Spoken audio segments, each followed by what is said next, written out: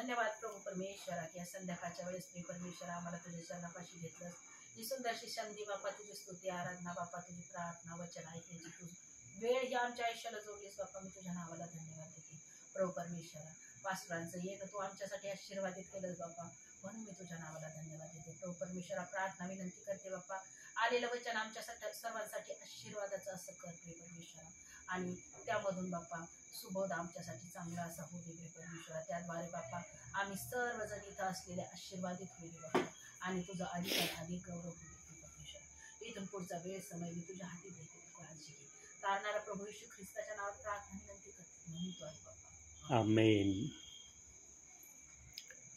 प्रियांनो, अंतिम समय इतका भयानक समय आहे की त्या समयाची तुलना कोणत्याही शब्दाने करणं शक्य नाही. कारण देव बाप्पाने जेवढा छळ होण्याचं ठरवलेलं आहे अंतिम समयामध्ये, तेवढा छळ झाल्याशिवाय राहणार नाही. हा ते आमच्यासाठी एक नवीन बात असणार, एक नवीन बात असणार आहे.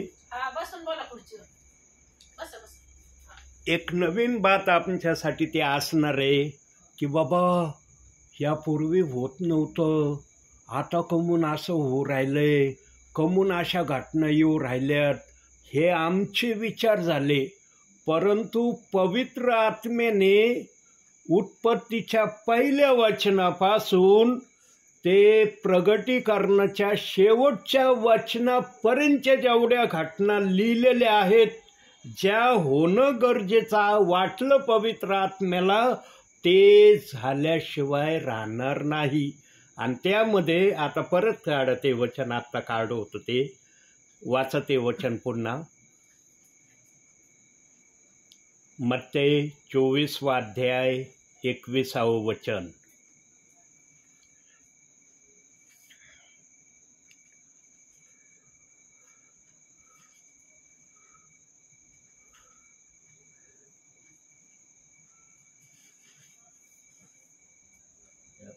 कारण जगाच्या प्रारंभापासून आतापर्यंत आले नाही व पुढे कधीही येणार नाही असे मोठे संकट त्या काळी येईल. त्या काळी येईल म्हणजे तो काळ हा चाललेला आहे. ज्या काळाचं वर्णन पवित्र आत्म्याने आपल्या समयात पाहिलं होतं, त्या काळाला प्रभूच्या आत्म्याने अंतिम समय हे नाव दिलंय. कारण त्या काळात पवित्र आत्म्याला ते दिसलं होतं किंवा पवित्र आत्म्याने त्या काळात ठरवलं होतं, पण तो काळ या समयामध्ये पूर्ण होत आहे. म्हणून बायबलचं वचन नेहमी सांगतं, आकाश पृथ्वी नाहीत तशी होतील, माझी वचने नाहीत तशी होणार नाही.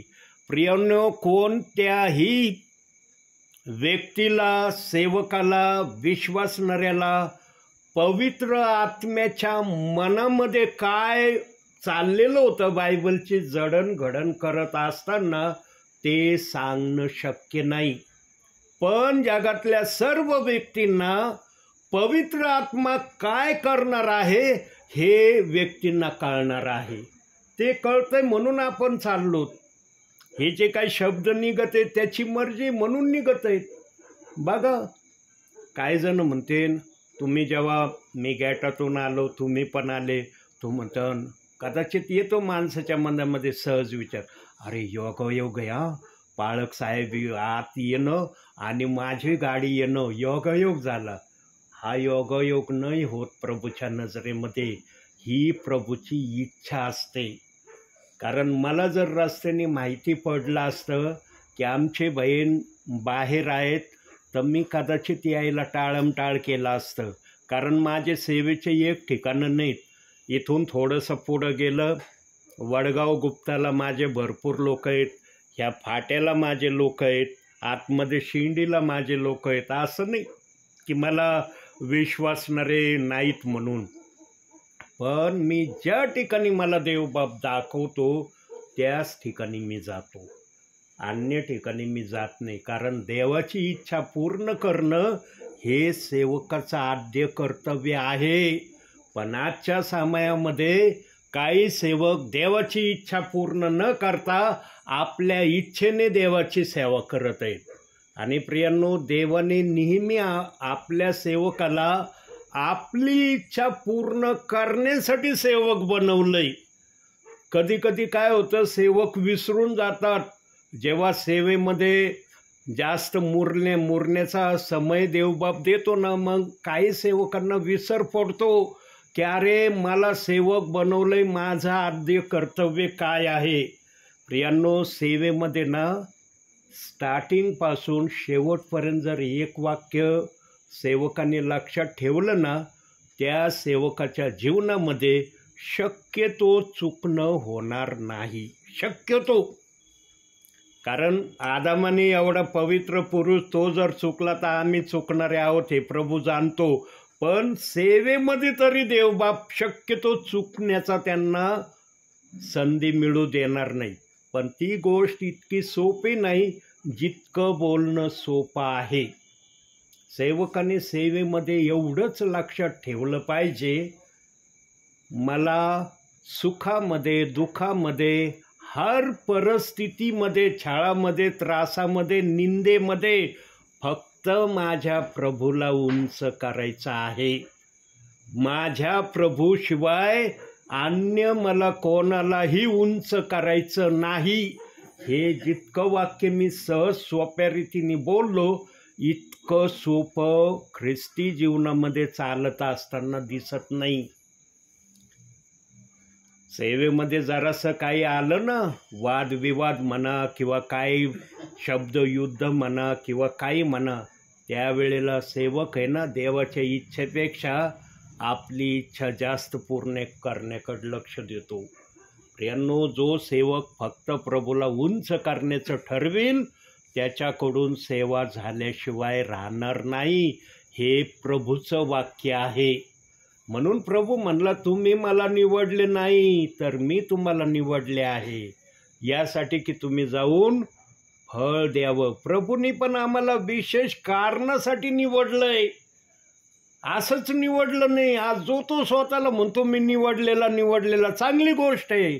निवडलेला म्हणणं वाईट नाही, पण निवडल्याप्रमाणे तुमचं देवासमोर चालणं आहे का हे तपासणं पण तितकं गरजेचं आहे.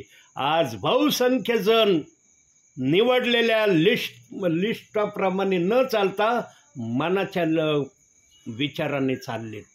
मनाच्या योजना, मनाच्या कल्पना, मनाचं सर्व काही चाललंय.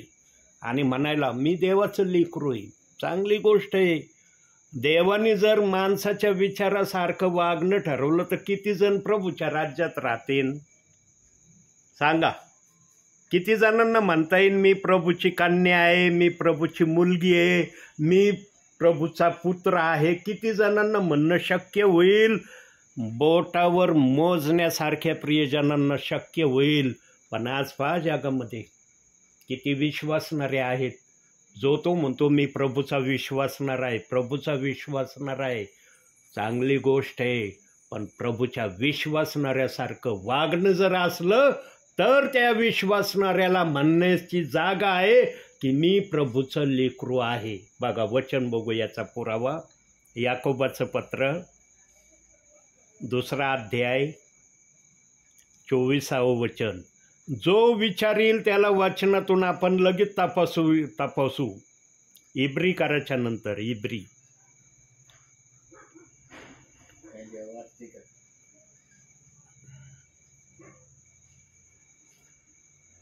पहिले योहान त्याच्या अलीकड याकोबाचं पत्र 2 अध्याय 24 वचन. कोणतं पुस्तक आहे? मला पुस्तक सांगा, मग सांगतो कुठे आहे. 2 अध्याय 24 वचन. तर मग केवळ विश्वासाद्वारे नव्हे तर क्रियांनी मनुष्य नीतिमान ठरतो. ही देवाची भाषा आहे.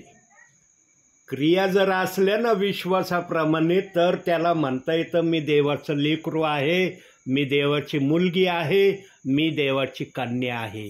पण जर विश्वासाबरोबर क्रिया नाहीत त्यांनी समजून घ्यायचं मी कुठं आहे. प्रियांनो, आज ज्याला त्याला वाटतं प्रभू आला की मी चाललो स्वर्गात. असं नाही आहे स्वर्गात जाणं. हे वचन काय शिकवतं आम्हाला? तुमच्या जीवनामध्ये ख्रिस्ताप्रमाणे जर तुमचं वागणं असलं, कुणी जरी तुमच्या पाहण्याकडे लक्ष देत नसलं, पण नीतिसूत्रे 15वा अध्याय त्याचं 3ऱ्या वचनामध्ये जे सांगितलंय की परमेश्वराचे नेत्र पूर्ण पृथ्वीवर आहेत, ते बरे वाईट पाहत असतात. वचनात सांगितलंय ना प्रियांनो. या वचनाप्रमाणे जर परमेश्वर प्रत्येकाचं बरं वाईट पाहत आहे, आता सांगा एखादा व्यक्ती एखाद्या व्यक्तीपासून फार आपले बुद्धी जर हुशार असली, हर गोष्ट लपवण्याचा प्रयत्न करेल, हर गोष्टीला तो लपवण्यासाठी शर्तीचे प्रयत्न करील आणि कदाचित तो त्याच्यात यशस्वी पण होईल, पण देवासमोर त्याला हे प्रयत्न सफल करून दाखवता येतील का? देवासमोर आमचं जीवन उघड्या पुस्तकासारखं आहे प्रियांनो. आमच्या बुद्धीमध्ये, आमच्या हृदयामध्ये कोणत्या गोष्टीचा विचार येतो, बरा आहे का वाईट आहे, देवबाप तिथून जाणतो. किंबहुना आमच्या मनात येण्या अगोदर प्रभू जाणतो. आता प्रभू जर एवढ्या बारकाईने आमच्याकडे लक्ष देणार आहे, त्याच्यापासून एखाद्या व्यक्तीला वाचता येईल का? सांगा, वाचू शकाल का कुणी? म्हणून प्रियांनो, जेव्हा प्रभूचं येणं होणार आहे तेव्हा विश्वासणाऱ्याला ताबडतोब कळणार आहे, माझं प्रभू बरोबर जाणं होईल आठवणी. आणि प्रभूने मागील संदेशामध्ये मी काही प्रमाण दाखवलेत, वचनातून दाखवलेत. नुसते तोंडी मी बोललो नाही, वचनातून प्रमाण दाखवलेत. देव बाप्पांनी पण काही गोष्टीचे प्रमाण बायबलमध्ये ठेवलेत की या प्रमाणांना ओलांडून तुम्ही पुढे जाऊ नका. आणि जर तुम्ही ओलांडून गेले तर तुम्हाला न्यायासाठी उभं राहावं लागणार आहे. आणि त्या दरबारात गेल्यावर ॲटोमॅटिक तिथं तुमचं सगळे काही कृत्य एका सेकंदात ओपन होणार आहे. तिथं असं थांबावं नाही लागणार. मनुष्य उभं राहिलं की सगळं चित्र त्याच्यासमोर उभं. काय केलं जेव्हापासून प्रभूत आला, समजदार झाला, त्या घटकेपासून प्रभूच्या आसनापर्यंत येऊस तर काय केलं, लगेच एका सेकंदात कळणार. तिथं असं नाही अरे हे बघतो ते बघतो ते बघतो, असं आत्म्याचं काम नाही. वरती ताबडतोब आत्म्याला सगळं चित्र दिसन आणि मग ते चित्र पाहिल्यावर आत्मा म्हणन हे तुझं चित्र आहे पृथ्वीवरचं, तुझा न्याय कसा होईल. आणि तिथं रिक्वेस्ट वगैरे काही नाही चालणार, मध्यस्थी चालणार नाही, तिथं रडणं चालणार नाही, उलथ पालथ पडणं चालणार नाही. काही गोष्टीचा प्रभाव प्रभूवर त्या ठिकाणी पडणार नाही. पण या ठिकाणी या गोष्टी केल्या तर ताबडतोब प्रभूवर प्रभाव पडन. प्रभू लगे मागचे जेवढे पाप आहे न आठवणारे समुद्रात पटकन टाकून देईन. पण प्रभूच्या आसनासमोर या प्रक्रिया करण्याचा प्रयत्न केला, तिथं मात्र प्रभू कोणत्याही गोष्टीला थारा देणार नाही. मग तुझं चित्र असं आहे, तुला स्वर्गात येणं होईल का नाही तूच ठरव. म्हणून विश्वासणाऱ्यांना देवबाप्पाने त्या चरणापाशी येण्या अगोदर इथूनच दाखवायला सुरुवात केली. तू वचनाप्रमाणे आचरण करणारा असला तुझं निश्चित स्वर्गात जाणं होईल. तू वचनाप्रमाणे आचरण करणारा नसला, इथूनच समजून घ्यायचं तुला प्रभूच्या चरणासमोर उभं राहायचं आहे. आणि मग तिचं तुझ्या हर गोष्टीचा लेखाजोखा दिला घेतला जाईल. बघा वचनातून प्रगटीकरण याचं पण आपण वचन बघू. 22वा अध्याय 12वं वचन. प्रगटीकरण 22वा अध्याय 12वं वचन. पहा मी लवकर येतो आणि प्रत्येकाला ज्याच्या त्याच्या कृत्याप्रमाणे देण्यास माझ्याजवळ वेतन आहे. बघितलं, मी लवकर येतो, माझ्याजवळ वेतन आहे, चांगलं असलं चांगलं भेटन, वाईट असलं वाईट भेटन. आणि ते वेतन काय माहिती का? वेतन दोनच प्रकारचं आहे. ज्यांचा येशू ख्रिस्ताच्या नावावर विश्वास आहे त्यांच्यासाठी फक्त 2 वेतन आहे. 3रं वेतन मायनस केलंय प्रभूने त्यांच्यासाठी. 3ऱ्या वेतनामध्ये त्यांना प्रभूने ठेवलेलं नाही. पण आज काही सेवक, काही विश्वासणारे ते 3रं वेतनही सांगून मोकळे होतात. पण देवाने 3रं वेतन विश्वासणाऱ्यांसाठी ठेवलेलं नाही आणि त्याचे बायबलमध्ये पुराव्याचे वचन ठेवले आहेत. देवबाप्पा असंच बोलत नाही मोघम, तो वचनासहित दाखवून देतो. ज्याचं वचनाप्रमाणे आचरण आहे तो सरळ स्वर्गात जाईल. ज्याचं वचनाप्रमाणे आचरण नाही तो स्वर्गाच्या बाहेर थांबत. पण आजचे सेवक तो स्वर्गाच्या बाहेर न थांबता तो डायरेक्ट नरकात जाईन ही भाषा बोलून मोकळे होतात. देव बाप्पाने ज्याला पण त्याच्या नावावर विश्वास ठेवण्याची प्रेरणा दिली त्यांना नरकात टाकण्यासाठी विश्वास ठेवण्याची प्रेरणा दिलेली नाही. प्रियांनो, देव बाप्पाच्या मनातलं सांगायची वेळ जेव्हा येते ना तेव्हा पवित्र आत्मा त्याच्या मनातलं सेवकाच्या मुखातून प्रगट करतो. म्हणून संदेश हा बुद्धीचा नसला पाहिजे, संदेश आत्म्याचा पाहिजे. आणि येणारा दास पण आत्म्याच्या प्रेरणेनेच आलेला पाहिजे. बुद्धीच्या प्रेरणेने आलेला असला त्याच्याकडून सेवा कशी होईल सांगता येणार नाही. पण आत्म्याने आलेल्या सेवकाकडून सेवा झाल्याशिवाय राहणार नाही. बघा माझं बायबल कुठं आहे, कोणत्या ठिकाणी बायबल, त्या ठिकाणी ठेवलं, काढलं होतं बाहेर. पण देवबाप म्हटला राहू दे, त्याच ठिकाणी राहू दे. मला आज स्पेशली बोलायचं आहे कारण आमचे बंधू आल्याबरोबर मला म्हणले, ब्रदर खूप दिवसानंतर आले तुम्ही. बोलले ना तुम्ही मला की खूप दिवसानंतर आले. मध्यंतरी मी येऊन गेलो, त्यावेळेला तुम्ही नव्हते. या बहिणी होत्या, या अंकल होते आणि या छोट्याल्या मुली होत्या. त्यावेळेला 3 ते 4 महिने झाले ना सिस्टर या गोष्टीला, आहे ना? 3 महिने तर कमीत कमी झाले असतील. 3 आहे ना, 3 महिन्यानंतर किंवा दिवाळीच्या अगोदर ते तुम्ही साफसफाई करत होते, मोठाले दगड लावत होते, त्यावेळेला आलो होते बरोबर. प्रियांनो, देव बाप्पाला आपल्या विश्वासणाऱ्याची आठवण येते. सेवकाला जरी आठवण नाही ना आली, देवाला आठवण आल्याशिवाय राहत नाही. आणि देव बापनं फक्त माणसाचं हृदय पाहतो. देवबाप माणसाचं बाह्य स्वरूप पाहत नाही. बाह्य स्वरूप पाहणारे तुम्ही आम्ही आहेत. अरे त्यांचं घर कसं आहे, त्यांची परिस्थिती कशी आहे, ते जरासं एज्युकेटेड आहेत का, घर नीटनेटकं आहे का, व्यवस्थित माहोल आहे का, आम्ही सगळ्या गोष्टीचा विचार घेतल्यावर सेवेला निघण्याचा प्रयत्न करतो. परंतु देवबाप फक्त हृदय पाहतो. याच्या हृदयात माझं वचन आणि माझं आदर करण्याची भावना किती आहे. ज्यांच्या हृदयात आदराची भावना आहे आणि वचन घेण्याची प्रेरणा आहे तो या जगामधला सर्वात मोठा धनवान व्यक्ती आहे. मग ती बहीण असो या भाऊ असो. प्रियांनो, याचा पण एक पुरावा बघू, काढूया याच्यासाठी पण एक वचन, कारण फार महत्त्वाचे विचार येऊ राहिलेत.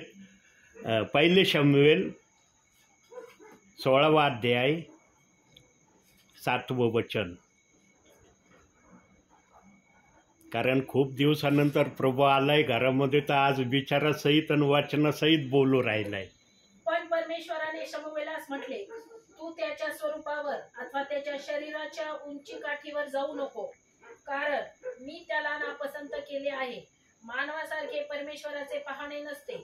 मानव बाहेरचे स्वरूप पाहतो, पण परमेश्वर हृदय पाहतो. काय पाहतो परमेश्वर? हृदय पाहतो.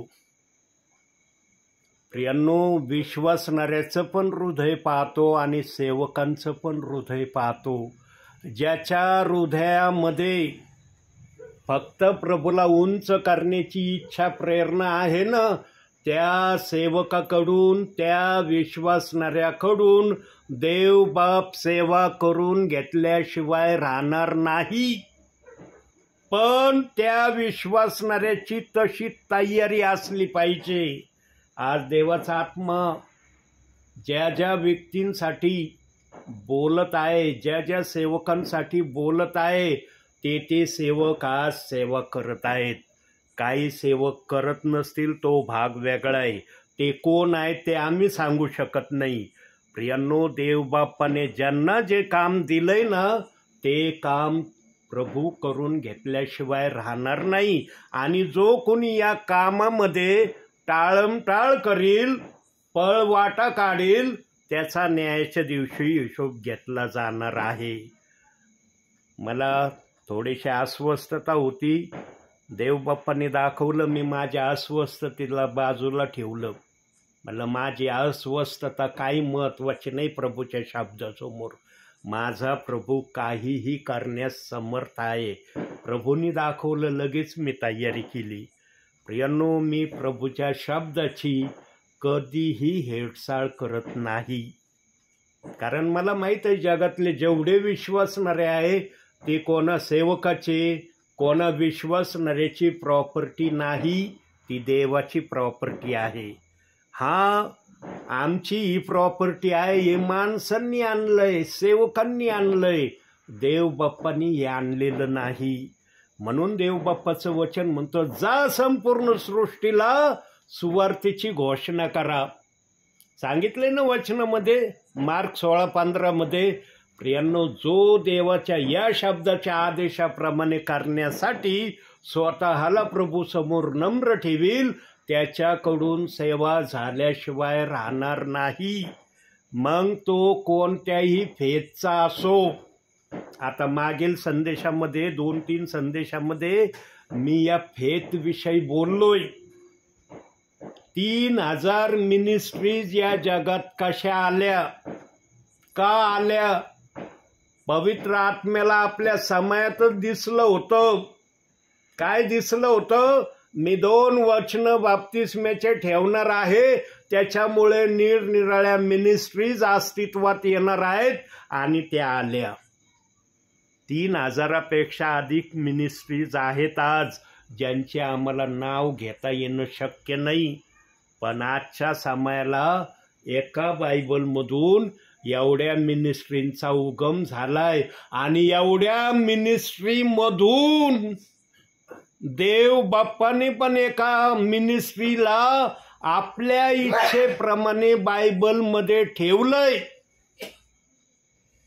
माणसाच्या इच्छेने नाही ठेवलं, देवाच्या इच्छेने ठेवलं. आणि ते कोणतं वचन आहे?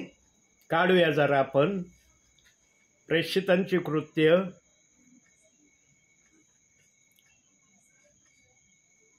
योहानकृत शुभवर्तमानाच्या नंतर प्रेषितांची कृत्य 2 अध्याय 38 वचन.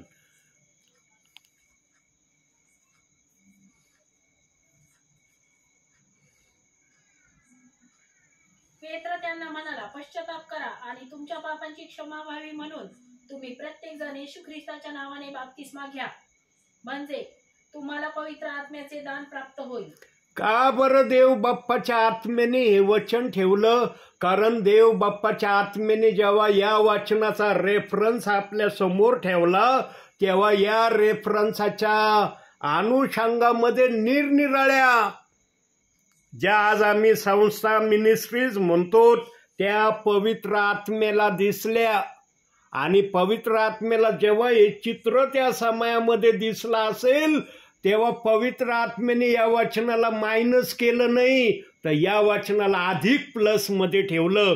आणि हे वचन सांगण्यासाठी पवित्र आत्म्याने येशू ख्रिस्ताचा उपयोग केला नाही. कारण एवढ्या मिनिस्ट्रीज देव बाप्पाला दिसल्या माझ्या वचन, या वचनामुळं अस्तित्वात येणार आहेत टप्प्याटप्प्यानी. त्यामुळं या वचनाची घोषणा करण्यासाठी येशू ख्रिस्ताला नव्हे तर पेत्राला कॉलिंग करण्यात आली. आणि आज पेत्राविषयी काय चाललंय? पेत्राचा आदर पण आहे आणि पेत्राचा अनादर पण आहे. दोन्ही गोष्टी आहेत विश्वासणाऱ्याच्या हृदयात. ज्या ठिकाणी पेत्राचा आदर करायचा तिथं आदर आहे. ज्या वचनापर्यंत आले ना मग पेत्राचा आदर राहत नाही. नाही ना, मग पेत्राचं ऐकल्यावर येशूचं कोण ऐकन? येशू काय म्हणला होता? येशूने काय आज्ञा दिली होती? मग ती आज्ञा कोण पाळीन? ती आज्ञा पाळल्यावर मग ही आज्ञा कोण पाळील? ही जी गडबडी आहे ना, पवित्र आत्म्याला त्या समयात दिसली होती, तरी पवित्र आत्म्याने हे वचन ठेवलं. या वचनाला वगळलं नाही पवित्र आत्म्याने. मग पवित्र आत्म्याला काही घटना दुरुस्त्या कराव्या लागल्या वचनामध्ये. कोणत्या घटना दुरुस्त्या कराव्या लागल्या जरा बघू या वचनातून. मत्ते कृत शुभवर्तमान 22वा अध्याय 14वं वचन.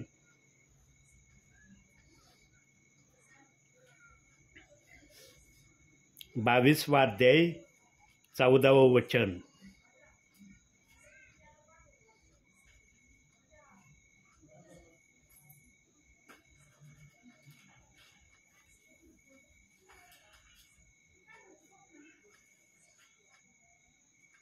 कारण बोलावलेले पुष्कळ आहेत पण निवडलेले थोडके आहेत. ही सर्वात मोठी घटना दुरुस्ती बायबलमध्ये प्रभूला ठेवावं लागली.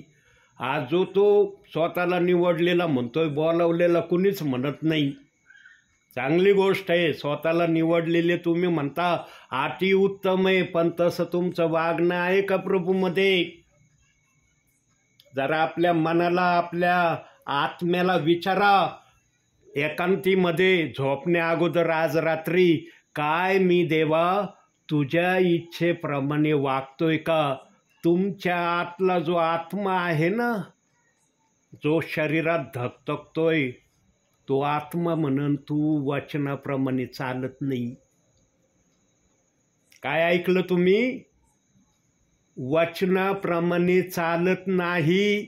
ख्रिस्तामध्ये आहे पण वचनाप्रमाणे नाही. आता एवढं जर बोलण्याची प्रेरणा देवाचा आत्मा मला देतोय तर त्याच्या मागं कारण पण असेल ना.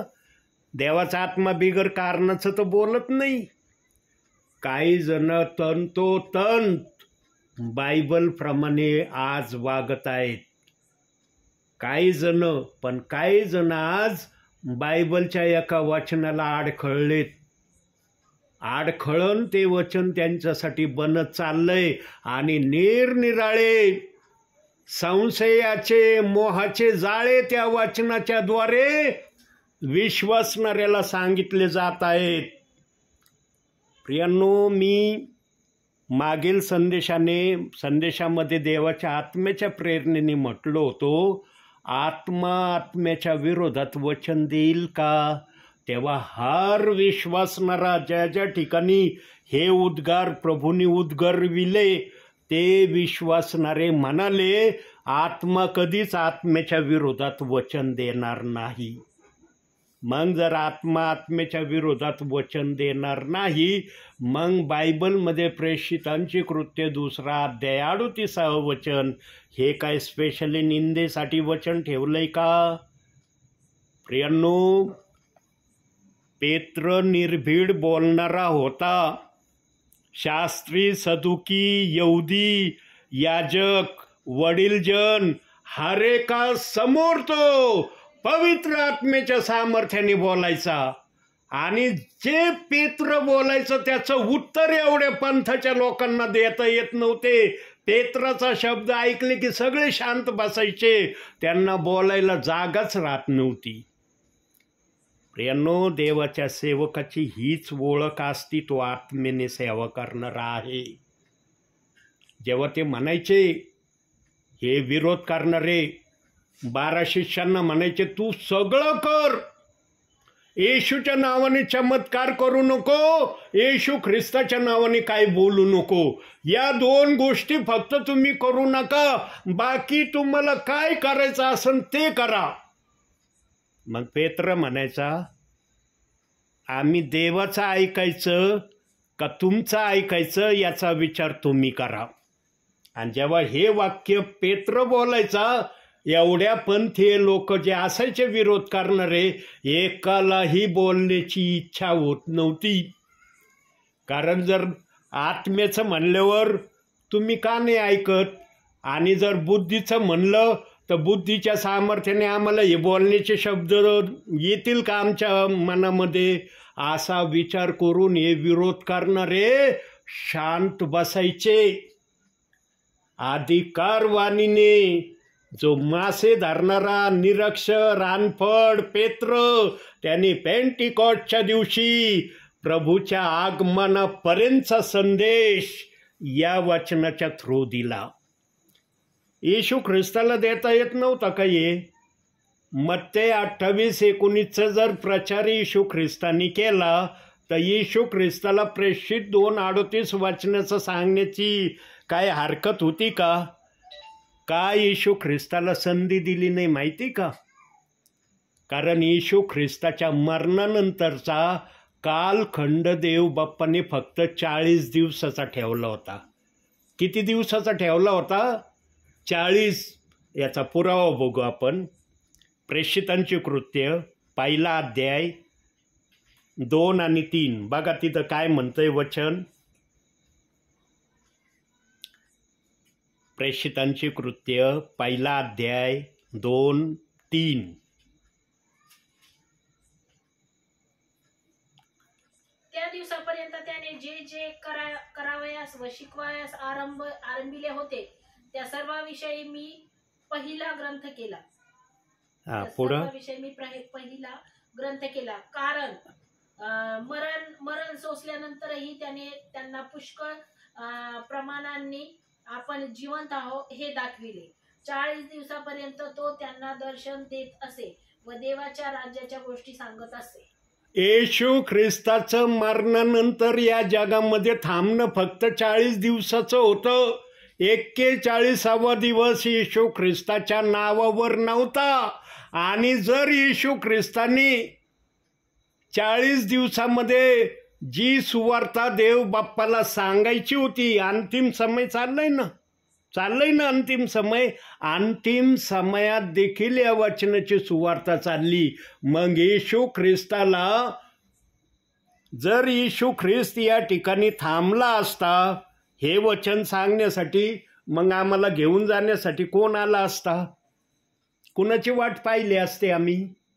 येशू ख्रिस्ताने या वचनाची सुवार्ता यासाठी सांगितली नाही कारण देवाच्या आत्म्याने येशू ख्रिस्ताचं या जगामध्ये राहणं शरीराने फक्त 40 दिवसाचं ठेवलं होतं, जे आता वचनातून पाहिलं.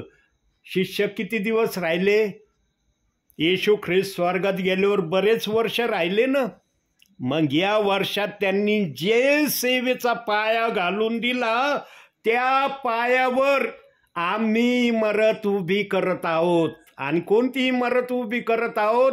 एक एक आत्म्याला हे वचन जे आम्ही सांगत आहोत तो आत्मा स्वीकारो अथवा न स्वीकारो, पण आमचं बांधकाम चालू आहे.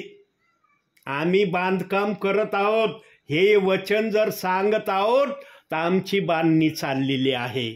आता ज्यांचं काम यावर टिकन त्याला बक्षीस, ज्याचं टिकणार नाही त्याला तोटा होईल, हे वचनात प्रभूंनी सांगितलंय. पण ज्यांनी श्रमच केले नसतील त्याला काय म्हणायला जागा राहील का? तो न्यायाच्या समयामध्ये प्रभूला म्हणन का मी पण श्रम केले? म्हणता येईल त्याला? प्रभू म्हणशील तू गेलाच नाही कुठं बाहेर, तू घरातच बसून राहत होता, तू कोणते श्रम केले प्रभूमध्ये? कारण वचन सांगतं प्रभूमध्ये तुमचे श्रम व्यर्थ नाहीत, तर याचं प्रतिफळ मी तुम्हाला देईन. 1 कोरिंथी 15 अध्याय 58व्या वचनामध्ये या गोष्टीचं प्रभूंनी सविस्तर सांगितलंय. प्रियांनो, जे सेवक आत्मेने सेवा करतात ना त्यांना समजतं प्रभूचं बोलणं. अरे प्रभूचं बोलणं आहे, या बोलण्याला टाळलं नाही पाहिजे. जेव्हा सेवक होय म्हणतो ना प्रभू मी जायला तयार आहे, तेव्हा प्रभूनं ज्या घरात जाण्याची इच्छा प्रभू धरतो ना त्या प्रियजनांच्या मनाची तयारी करायला सुरुवात करतो.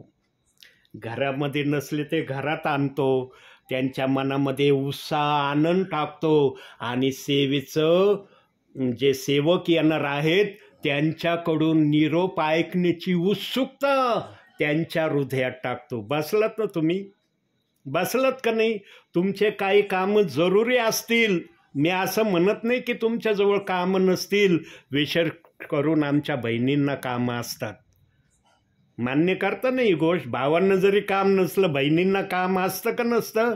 तरी देवबाप म्हणला मी थोड्या वेळासाठी का होईना माझ्या बहिणींची भेट घ्यायला जातो. माझ्या भल्या दासा, तू जायला तयार आहे का? मी म्हणलं प्रभू मी रेडी आहे. तू बोलावं आणि मी म्हणावं मी जात नाही. मला थोडीशी आज अडचण होती, थोडासा प्रॉब्लेम होता मला, पण मी माझ्या प्रॉब्लेमला बाजूला ठेवलं आणि प्रभूच्या कामासाठी पुढं आलो. प्रियांनो, जो सेवक आपल्या प्रॉब्लेमीला बाजूला ठेवून प्रभूच्या सेवेसाठी तयार होतो त्या सेवकाला देव बाप्पाकडून विशेष आणि विशेष बक्षीस न्यायाच्या समयात दिलं जाणार आहे. फक्त धीराने सेवकाने त्या समयापर्यंत वाट बघणं गरजेचं आहे. येशू ख्रिस्त पण प्रेषित 2:38 वचनाची सुवार्ता सांगू शकत होता. त्याला बंधन नव्हतं, पण एक अडचण फक्त होती की येशू ख्रिस्ताचं जगामध्ये राहणं 40 दिवसाचं होतं. 40 दिवसामध्ये येशू ख्रिस्ताने किती सुवार्ता सांगितली असती हो? त्या काळात अशा गाड्या घोड्या नव्हत्या. किक मारली की निघा, गाडीत बसलं 4 व्हीलरमध्ये की निघा असं नव्हतं. पायी पायी चालावं लागायचं किंवा समुद्रातून जावं लागायचं. या 2 गोष्टीपेक्षा तिसरा पर्याय सेवेसाठी नव्हता. आणि पवित्र आत्म्याने सर्व गोष्टीचा विचार करून हे ठरवलं. जेव्हा त्या पवित्र आत्म्याला दिसलं हे वचन मी आणणार आहे बायबलमध्ये, तेव्हा पवित्र आत्म्याला हे भयानक चित्र जे आज जगामध्ये आम्ही प्रेषित 2:38 वचनाचं पाहतोत ना, हे चित्र पवित्र आत्म्याला अगोदरच दिसलं. तरी पवित्र आत्म्याने हे वचन बायबलमध्ये ठेवलं आणि हे वचन सांगण्यासाठी येशू ख्रिस्ताऐवजी पेत्राची निवड केली. आता 12 शिष्य होते. 12 शिष्यांना का नाही हे सांगायची परवानगी दिली? हा एक इथं प्रॉब्लेम उभा राहतो. कारण पेत्राजवळ पश्चाताप करण्याची वृत्ती होती. पाप केलं की लगेच पश्चाताप करण्याची त्याच्यामध्ये हिंमत होती. आणि पेत्रामध्ये नाकारण्याची पण हिंमत होती. स्वीकारण्याची जर हिंमत होती तर नाकारण्याची पण हिंमत होती. आम्ही पाहतो ना वधस्तंभावर 3 वेळेस प्रभूला कसं नाकारलं त्यांनी. प्रभू म्हणला आज रात्री कोंबडा आणवण्या अगोदर 3 वेळेस मला नाकारणार आहे. म्हणलं प्रभू तुझ्यासाठी मरावं लागलं तरी मी मरायला तयार आहे, पण मी तुला नाकारणार नाही. पण जेव्हा वेळ आली तेव्हा लगेच धाडधाड, अहो काय बोलतो तुम्ही, मला समजत नाही, मी नाही ओळखीत त्या येशूला. कोण आहे तो येशू? बाई म्हणाली तो बाईला सुद्धा म्हणला तू काय बोलतेस मला समजत नाही, मी नाही ओळखीत त्या येशूला. आणि जेव्हा बाईच्या बोलण्यावरून नाकारल्यावर लगेच कोंबडा आरवला. आणि कोंबडा आरवल्यावर लगेच येशूने पेत्राकडे पाहिलं आणि पेत्राला लगेच आठवलं आज रात्री कोंबडा आरवण्या अगोदर 3 वेळेस तू मला नाकारशील. हे जे वाक्य प्रभू बोलला ते आठवलं. मग अंधारात जाऊन रडला, गोडग्यावर येऊन पश्चाताप केला. पश्चाताप केल्याबरोबर त्याला स्वर्गाच्या राज्याची किल्ली दिली. बघा, पश्चाताप केला, स्वर्गाच्या राज्याची किल्ली दिली. म्हणून त्या वचनात पण सांगितलंय पश्चाताप करा, तुमच्या पापाची क्षमा व्हावी म्हणून तुम्ही प्रत्येक जण प्रभू येशू ख्रिस्ताच्या नामाने बाप्तिस्मा घ्या, म्हणजे तुम्हाला पवित्र आत्मेचे दान प्राप्त होईल. प्रियांनो, देवाचं वचन समजण्यासाठी तो देवाचा आत्मा पाहिजे जो आत्मा देवाने आम्हाला देव केलाय. पण काही जण देवबाप सर्वांना आत्मा देतो. देवबाप भेदभाव नाही करत आत्मा द्यायला कुणाला. पण मनुष्य 2 वचनामुळे अडखळलाय. 2 वचन 1 बाप्तिस्मा. मग त्यांना वाटतं अरे 2 आहेत, 1 घ्यायचं, मग कोणतं घ्यायचं? येशू बोललं तेच योग्य आहे. पेत्राला राहू द्या, कारण पेत्राचं काही एवढं विशेष नाही आमच्यासाठी. प्रियांनो, ते विशेष नसतं, देवाने ठेवलंच नसतं. आणि मागील 2 संदेशामध्ये एक बाप्तिस्मा 2 वचनाचा कसा घ्यायचा ते मी संदेशात सांगितलंय. पण आज जवळजवळ माझे यूट्यूबला 250च्या वर संदेश आहेत प्रियांनो. आणि दरवेळेला पवित्र आत्मा काही ना काही नवीनच संदेशातून सांगतो. नवीनच घटना संदेशामध्ये तुम्हाला ऐकायला भेटतील. असं नाही की वारंवार एक वचन आहे आणि त्याच वचनाचं हे निरनिराळ्या माध्यमातून पवित्र आत्मा या वचनाचं गौरव विश्वासणाऱ्यांना कळवित आहे. असं नाही, वचन एक आहे परंतु सांगण्याचे भाग वेगवेगळ्या रीतीने या वचनाला पवित्र आत्मा विश्वासणाऱ्यांना सांगत आहे. प्रियांनो, अतिशय धन्य तुम्ही. आता मी थांबणार आहे या ठिकाणी. अतिशय तुम्ही धन्य आहात. आता तुम्ही म्हणता ना, अरे बापरे, आता आम्हाला धन्य प्रभू ब्रदर बोलू राहिले. का धन्य आहेत माहिती आहे? अहो, राजांचा राजा, प्रभूंचा प्रभू स्वर्ग सोडून तुम्हाला भेटायला आला. म्हणले होते का प्रभूला, प्रभू ये ना आम्हाला भेटायला आमच्या घरामध्ये, आम्ही घरामध्ये, आम्हाला तुला भेटायची इच्छा झाली. म्हणले प्रभूला? नाही म्हणले. पण प्रभू स्वतःहून मला पण कळवलं आणि तुम्हाला पण आनंदाच्या उत्साहाच्या द्वारे इथं बसवलंय. प्रियांनो, ज्या घरामध्ये, ज्या परिवारामध्ये देव स्वतः विश्वासणाऱ्यांना भेटायला येतो त्या प्रियजनांसारखे दुसरे कोण आशीर्वादित आहेत सांगा मला.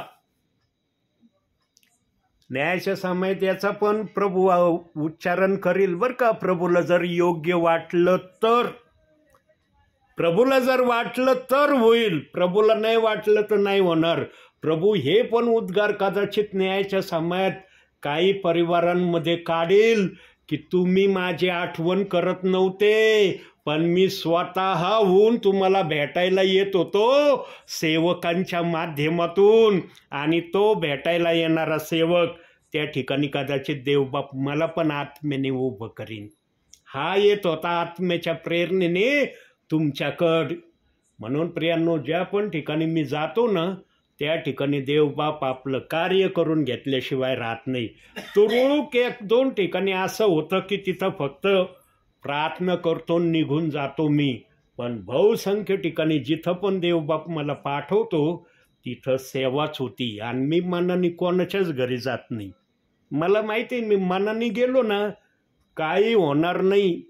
मी किती इच्छा प्रगट केली तरी होणार नाही. कारण आत्म्याची सेवा जर बुद्धीने झाली तर मग आत्म्याचा काय उपयोग आहे का काय उपयोग? जर बुद्धीने आत्म्याची सेवा होत असली मग आत्म्याचं तिचं काहीच काम राहत नाही.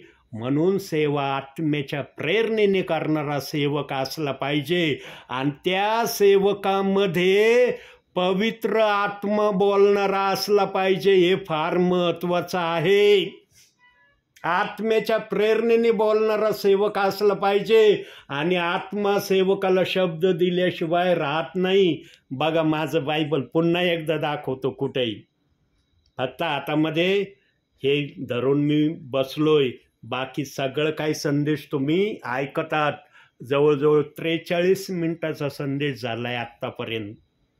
43 मिनिटं बिना बायबल हातात घेता माझ्याकडून देवबाप बोललाय.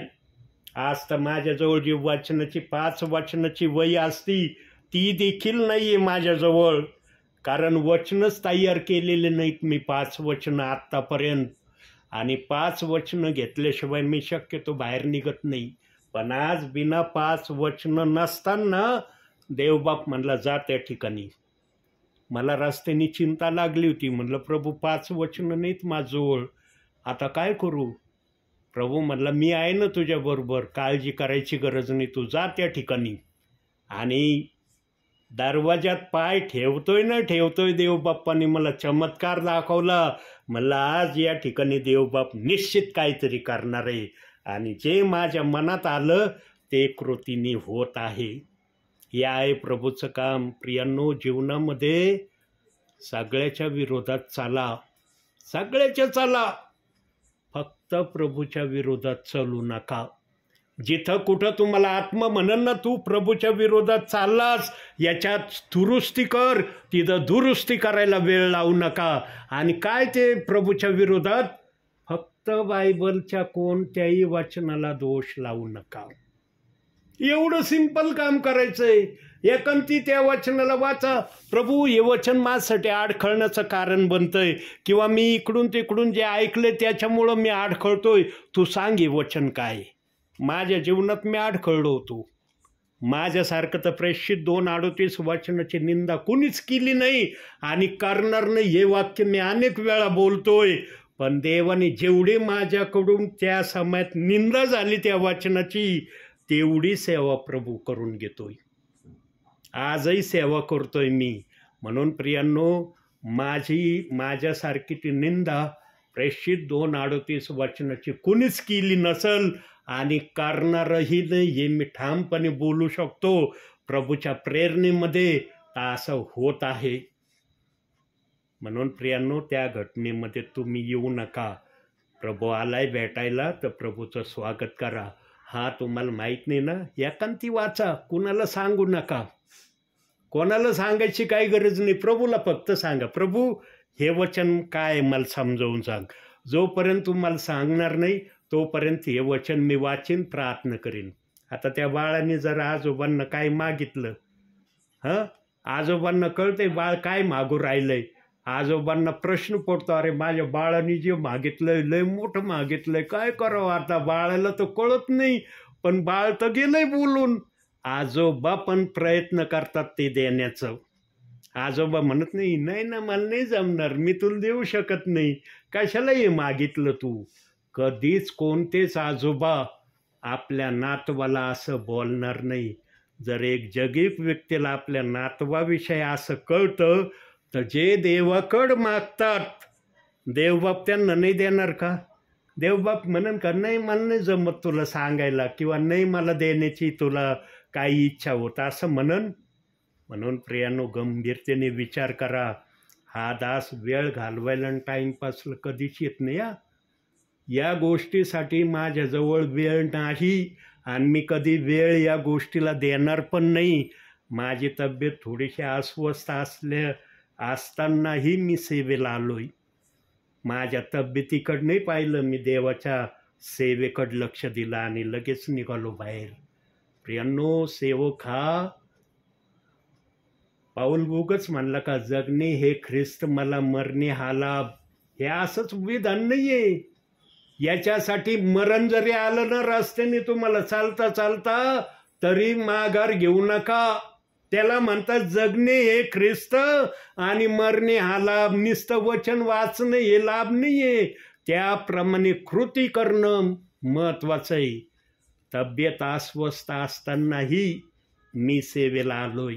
आज चर्चला गेलो नाही, आम्ही चर्चला गेलो नाही आज मी, कारण मी संदेश सांगतोय. आणि संदेश सांगत असताना कोणता सेवक कधीच खोटं बोलणार नाही हा तरी मी विश्वास ठेवतो.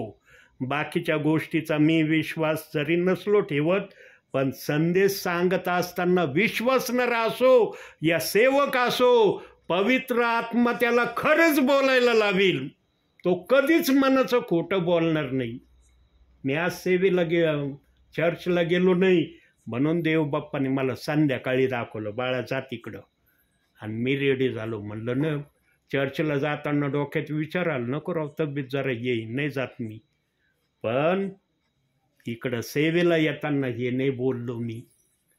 काही गोष्टी देवबाप माफ करतो सेवकांच्या, पण इकडे येण्यासाठी टाळ जर केली असती, सेवेने प्रभूने जर मला सेवेतूनच बाहेर काढून दिलं तर मी सेवेला गेलो, पवित्र आत्मा नाही बोलला वाचनातून, काय माझा उपयोग आहे का जाण्याचा. विश्वासणाऱ्यांना देवाचं वचन पाहिजे.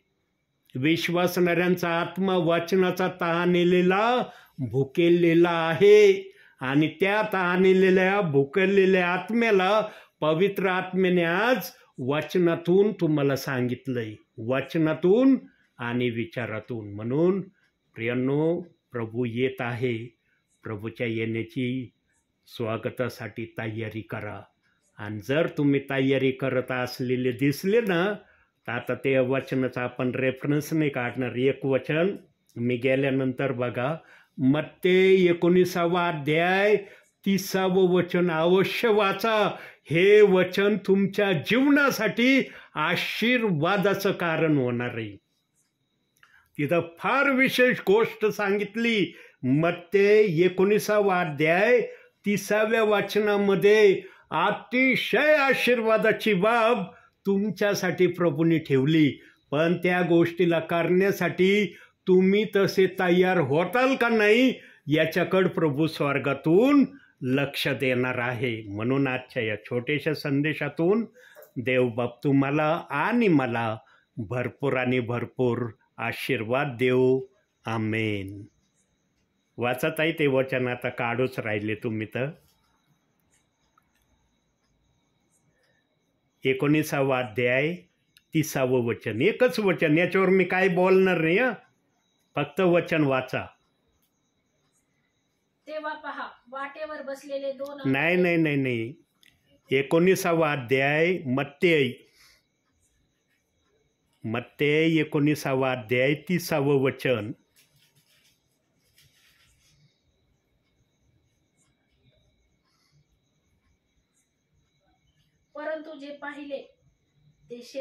परंतु जे पहिले ते शेवटले आणि शेवटले ते पहिले असे पुष्कळ जणांचे होईल. त्याच्यामध्ये तुमचं नाव देवबाप ॲड करतोय बरं का. आता याच्यावर मी काय बोलणार नाही. करा डोळे बंद.